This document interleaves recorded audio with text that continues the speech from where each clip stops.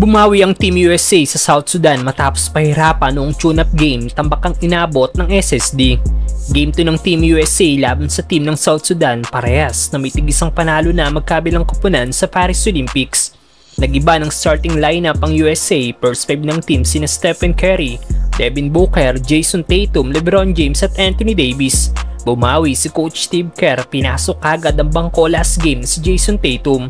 Well, first quarter agresibo kagad na inatake ni LeBron ng basket. Sayang lang dahil hindi niya naipasok ang kanyang free throw. Unang tira ni Tatum patay kagad ang butike. Butata naman ang inabot ng SSD kay Anthony Davis. Matapos ang 6-0 run ng USA, sinagot naman kagad dito ng 7-0 run ng SSD. Mainit ang player ng South Sudan na si Shayok, na pumukol pa ng isang tres. Ayaw talagang paawat ni LBJ, napasok pa rin ang jumper. Ganda ng crossover ni KD, sayang lang at hindi niya naipasok ang kanyang tira.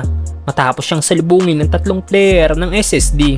Lamang na ng 6 points ang Team USA matapos ang tatlong free throw ni KD.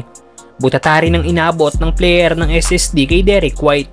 Grabe naman ang ginawang crossover move ni Ant-Man, iwan ng player ng SSD. Tagal na pa ako sa 12 points ang South Sudan pero to the rescue pa rin si Shayok. Nagtapos ang unang quarter 12-point lead by Team USA.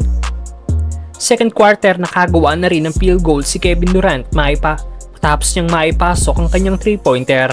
Walang maging sagot ang SSD sa run na ginagawa ng second unit ng Team USA. Kaya umabot na sa 19 points ang lamang nila. 6-minute mark nang pumasok na ulit sina LBJ, Davis at Stephen Curry. Pasok ang floater ni Davis mula sa assist ni LBJ. Pinasok na rin ng bangko last game ni si Tyrese Haliburton na naipasok agad ang kanyang unang tira. Naunahan niya pang makapuntos si Jason Tatum. Same spot, same result para kay Tyrese, 6 points na kagad ang nasabing guard. Nilabas naman kagad si Davis matapos madali ang paa nito. Butata naman ang inabot ng number 5 player ng SSD kay Tatum. Mainit din ang outside shooting ni Bam Adebayo na gumawa rin ng 200 putback dunk mula sa miss-shot ni Stephen Curry. Nagtapos ang first half, 19 points na ang lamang ng Team USA. Third quarter, nakapuntos na rin si Jason Tatum mula sa assist ni Stephen Curry. Bahagyang napababa ng SSD ang lamang ng Team USA sa 10 points pero nakarecover pa rin ang Team USA bago matapos ang third quarter. Kaya balik sa 15 points ang kanilang lamang. Fourth quarter, grabe ang ginawang reverse layup dito ni Devin Booker. Ganda naman ang ginawang pasa ni KD kay Davis na gumawa ng isang dunk.